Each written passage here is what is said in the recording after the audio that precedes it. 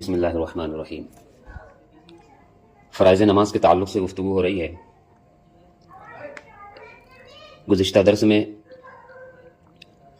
فرائض نماز کے دوسرے فرض یعنی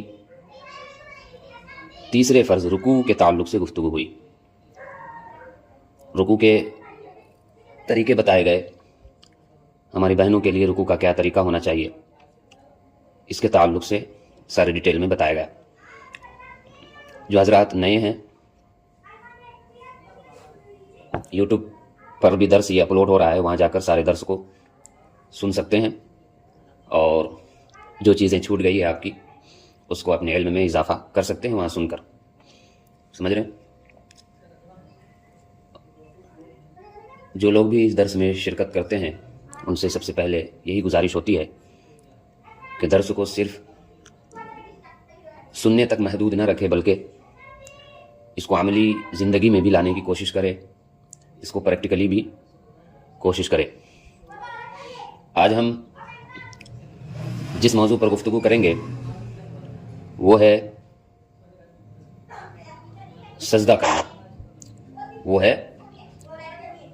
کرنا۔ اس کے تعلق سے بہت سارے جدید یعنی نئے مسائل آپ کے سامنے ہم پیش کرنے کی کوشش کریں گے۔ نئے مسائل حتی الامکان ہم پیش کرنے کی کوشش کریں گے۔ نئے مسائل میں جو چیزیں ذکر ہوگی وہ گدے پر نماز پڑھنا، اس پر سجدہ کرنا کیسا ہے۔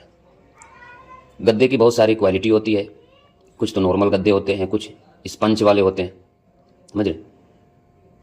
تو وہ ساری کیٹیگری گدے پر سجدہ کس طرح کیا جائے گا وہ ہم آپ کے سامنے بیان کریں گے۔ سب سے پہلی بات یہ کہ سجدہ کرنے کا طریقہ مرد کے لیے مختلف ہے اور ہماری بہنوں کے لیے مختلف ہے۔ سمجھ رہے ہیں؟ ہماری بہنوں کے لیے مختلف ہے اور مرد کے لیے مختلف ہے۔ میں دونوں طریقہ آپ کے سامنے پیش کرتا ہوں۔ اس کی وجہ بھی آپ کو بتائی گئی تھی تاکہ آپ اپنے بھائی، اپنے والد وغیرہ کی بھی اصلاح کریں۔ ایسا نہ ہو کہ آپ اپنی بہن کی ہی اصلاح کریں یا عورت حضرات کی ہی اصلاح کریں، نہ، آپ ہر شخص کی اصلاح کر سکتے ہیں جو محارم میں شمار ہوتے ہیں۔ تو دونوں کے طریقے کو میں بیان کروں گا، اور بھی بہت سارے مسائل سجدے کے تعلق سے آپ کے سامنے پیش کروں گا۔ سجدہ کرنے کا طریقہ کیا ہونا چاہیے، مین چیز سجدے میں کیا ہوتی ہے، سمجھ رہے ہیں؟ نماز میں جو چیز سب سے اہم ہے وہ چیز سجدہ ہی ہے، سمجھ رہے ہیں؟ نماز میں جو چیز سب سے زیادہ اہمیت والی ہے، اہم ہے، وہ ہے سجدہ۔ اس بات کو ہمیشہ ذہن میں رکھیں۔ کیا اہم ہے؟ نماز میں سب سے اہمیت والی چیز جو ہے وہ ہے سجدہ۔ حدیث میں ہے سب سے زیادہ قریب بندہ کو خدا سے اس حالت میں ہے کہ سجدے میں ہو، یعنی اللہ تبارک و تعالی سے سب سے زیادہ قریب بندہ کب ہوتا ہے؟ جب وہ حالت سجدہ میں ہو، سجدے کی حالت میں ہو۔ لہٰذا دعا زیادہ کیا کرو، کیا مطلب ہے کہ سجدے کی حالت میں اللہ تبارک و تعالیٰ کے قریب ہوتا ہے، اور جب قریب ہوتا ہے تو اگر کوئی شخص سجدے کی حالت میں دعا کرے گا تو انشاءاللہ تبارک و تعالیٰ اس کی دعا ضرور قبول ہوگی۔ اس حدیث کو مسلم نے حضرت ابو ہریرہ رضی اللہ تعالیٰ عنہ سے روایت کیا ہے۔ سجدہ کرنے کا طریقہ کیا ہونا چاہیے؟ سجدہ کرنے کا طریقہ یہ ہے کہ پیشانی کا زمین پر جمنا سجدے کی حقیقت ہے۔ پیشانی کا زمین پر جمنا یہ ہے سجدے کی حقیقت۔ دو چیز ہوتی ہے، ایک ہے لگنا اور ایک ہے جمنا، اور ایک ہے جمنا۔ تو سجدہ اس وقت آپ کا قابل قبول ہوگا جب جم جائے، صرف لگے نہ، صرف ٹچ نہ ہو، بلکہ اچھے طریقے سے پیشانی زمین پر لگ جائے، تب آپ کا سجدہ قابل قبول ہوگا۔ اب مین چیز جو آئی یہاں پر وہ آپ کے سامنے پیش کر رہا ہوں، اور وہ مین چیز کیا ہے؟ اور پاؤں کی ایک انگلی کا پیٹ لگنا یہ شرط ہے، کنڈیشن ہے۔ آگے میں اس کو ڈیٹیل میں بتاؤں گا، ابھی صرف عبارت آپ سماعت کریں، پھر اس عبارت کا خلاصہ میں آپ کے سامنے پیش کروں گا۔ تو اگر کسی نے اس طرح سجدہ کیا کہ دونوں پاؤں زمین سے اٹھے رہے. دونوں پاؤں حالت سجدہ میں ہے، پیشانی زمین پر جم گئی ہے اور اس کے دونوں پاؤں اٹھے ہوئے ہیں، نماز نہ ہوئی. بلکہ اگر صرف ایک انگلی کی نوک زمین پر لگی ہے، شرط کیا ہے؟ ایک انگلی کا پیٹ زمین پر لگنا، مگر پیٹ زمین پر نہیں لگا ہے بلکہ انگلی کا جو نوک ہوتا ہے، نوک یعنی جہاں پر ہمارا ناخن ہوتا ہے وہ جگہ اونلی لگا ہے، تو ایسی صورت میں بھی نماز نہیں ہوگی. آگے صاحب کتاب فرماتے ہیں اس مسئلے سے بہت لوگ غافل ہیں. اس مسئلے سے بہت لوگ غافل ہیں. یعنی جب وہ سجدہ کرتے ہیں تو سجدے میں تو سب سے پہلی بات جو ضروری ہے وہ ہے پیشانی کا زمین پر جمنا، اچھے طریقے سے پیشانی کا زمین پر جم جانا. سمجھ رہے؟ جم جانا، جم جانے کا مطلب یہی ہے کہ اچھے طریقے سے پیشانی زمین پر لگ جائے. ایک ہوتا ہے لگنا اور ایک ہوتا ہے اچھے طریقے سے لگنا. اچھے طریقے سے لگنا تو اونلی صرف لگنا پایا گیا تو ایسی صورت میں بھی سجدہ قابل قبول نہیں ہوگا جب تک کہ مکمل طور پر اچھے طریقے سے جم کر نہ لگ جائے. یہ ایک مسئلہ ہے. اب اس کو ہم مختلف صورتوں میں دیکھ کر نئے نئے مسائل کے تھرو جانتے ہیں کہ کیا کیا ہمیں مسائل درپیش ہو سکتے ہیں. عورتوں کے لیے مستحب یہ ہے کہ وہ خوب سمٹ کر سجدہ کرے. مرد اپنے دونوں بازوؤں کو پھیلا کر سجدہ کرے گا، عورت سمٹ کر سجدہ کرے گی. سمجھ رہے؟ یعنی بازو جو ہے وہ کروٹوں سے ملا دے اور پیٹ ران سے اور ران پنڈلیوں سے اور پنڈلیاں زمین سے ملا دے. یہ ہے ہماری بہنوں کا سجدہ کرنے کا صحیح طریقہ کہ خوب سمٹ کر سجدہ کرے.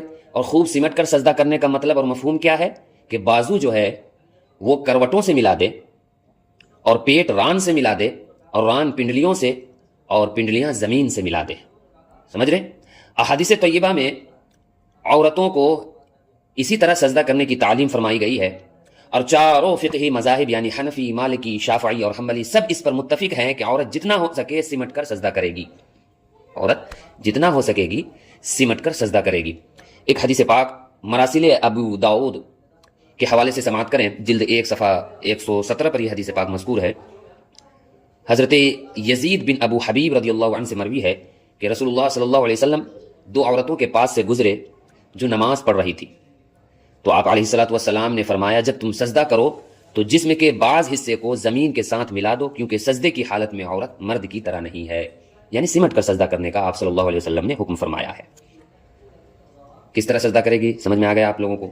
شاید سجدہ کرنے کا طریقہ یہی ہے کہ سمٹ کر سجدہ کرے. اور سمٹ کر سجدہ کرنے کا طریقہ کیا ہے کہ بازو کو کروٹوں سے ملا دے اور پیٹ ران سے ملا دے اور ران پنڈلیوں سے اور پنڈلیاں زمین سے ملا دے. یہ ہے سمٹ کر سجدہ کرنے کا طریقہ. میں دوسرے مسائل کی طرف. اسپنج والے گدے پر نماز پڑھنا کیسا ہے؟ ایک گدا ایسا ہوتا ہے جی کہ اس کو جتنا ہم دبائیں گے وہ اتنا ہی اندر جاتا رہے گا. وہ زمین کو ہم اس گدے میں جتنا ہی بیٹھیں گے وہ اتنا ہی اندر ہوتا ہے. اس کو اسپنج والا گدا بولتے ہیں. اس کو اسپنج والا گدا بولتے ہیں. تو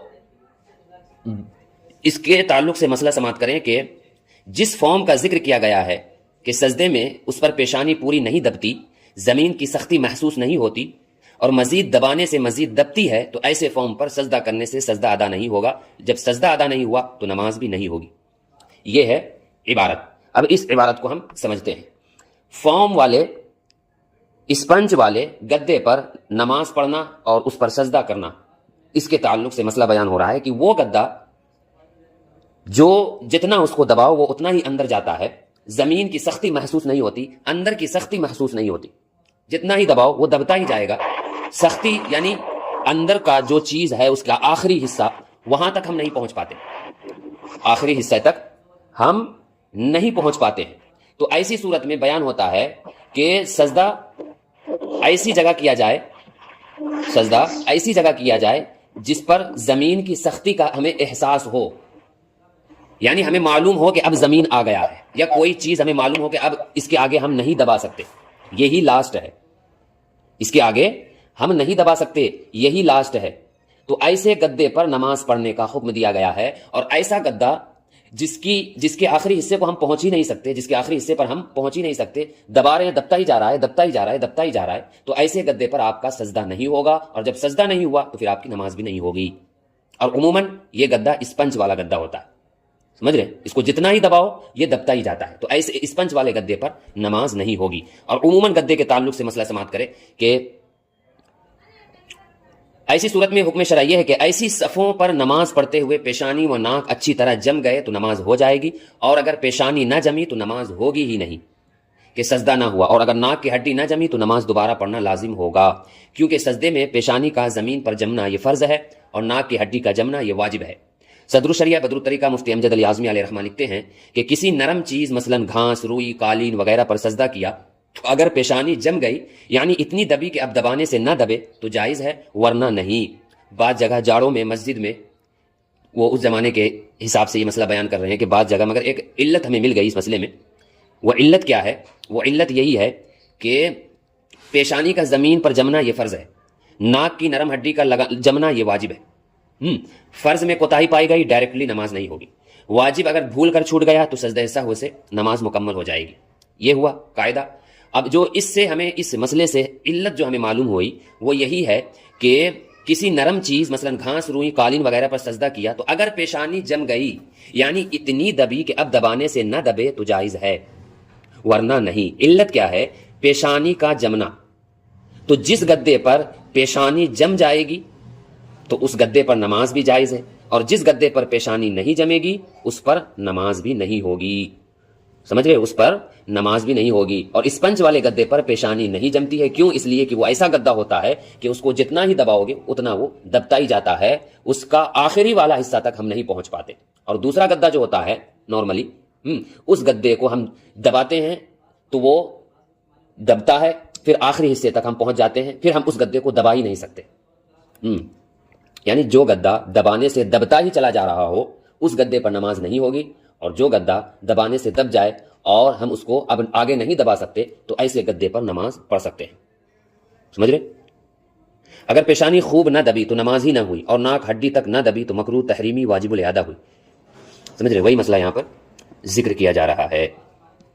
تو پیارے سامعین و ناظرین، آج کے درس میں جو چیز اہم ہے وہ یہی ہے کہ سجدہ کرنے کا طریقہ کیا ہونا چاہیے، اسپنج والے گدے، نارملی گدے، کون سے گدے پر ہم نماز پڑھ سکتے ہیں اور کون سے گدے پر ہم نماز نہیں پڑھ سکتے، یہ بیان کیا گیا۔